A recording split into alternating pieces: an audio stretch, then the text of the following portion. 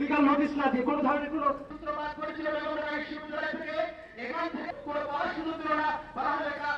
যেই জুলাই অভ্যুত্থান হয়েছিল বৈষম্যের বিরুদ্ধে, অন্যায়ের বিরুদ্ধে, আপনারা খেয়াল করেছেন যে এই বিশ্ববিদ্যালয়ে বিভিন্ন সময়ে এর আগে আমাদের যে 5 জন শিক্ষককে তাদেরকেও একটি হয়রানিমূলক মামলায় অন্তর্ভুক্ত করা হয়েছিল এবং পরবর্তীতে আমাদের বিশ্ববিদ্যালয়ের আরেকজন শিক্ষক শ্রদ্ধেয় মাহমুদুল হক স্যারকে তাকেও একটি মামলায় দেখিয়ে তাকে আসলে গ্রেপ্তার করা হয়েছে।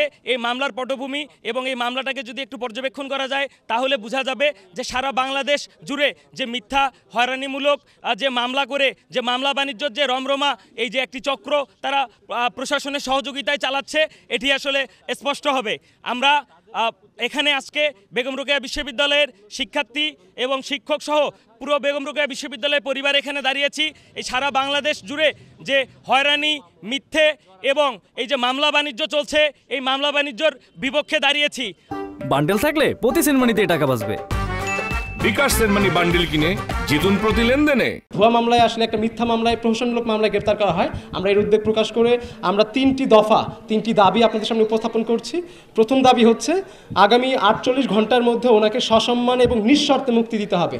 যেহেতু ওনাকে কোনো আইনি পদক্ষেপ বা আইনি প্রসেস মেনটেন করে গ্রেপ্তার করা হয়নি, সেই জন্য আগামী 24 ঘন্টার মধ্যে আমরা ওনার সসম্মান এবং নিঃশর্তে আমরা ওনার জামিন এবং ওনাকে আসলে আর কি আদালত কারাগার থেকে ছেড়ে দেওয়ার আমরা দাবি উত্থাপন করছি। দ্বিতীয় দফা বা দ্বিতীয় দাবি হচ্ছে আগামী 48 ঘন্টার মধ্যে এই মিথ্যা মামলার পরিকল্পনায় যারা জড়িত তাদের চিহ্নিত করতে একটি তদন্ত কমিটি গঠন করতে হবে এবং গঠনের পরবর্তী 3 কার্যদিবসের মধ্যে এই তদন্ত কমিটির রিপোর্ট দাখিল করতে হবে।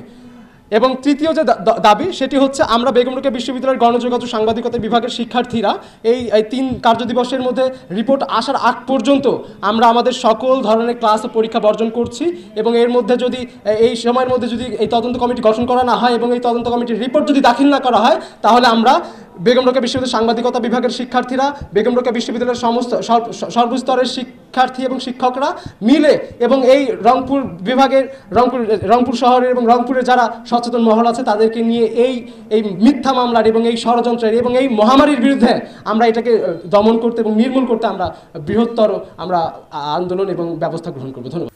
শুরু হয়েছে Standard Charter Channel I Agro অ্যাওয়ার্ডের 10ম আয়োজনের মনোনয়ন গ্রহণ। এবার নতুন ক্যাটাগরি বছরের সেরা ছাদ কৃষক সহ মোট 13টি ক্যাটাগরিতে পুরস্কার প্রদান করা হবে। মনোনয়ন গ্রহণ চলবে আগামী 15 জুলাই 2025 তারিখ পর্যন্ত।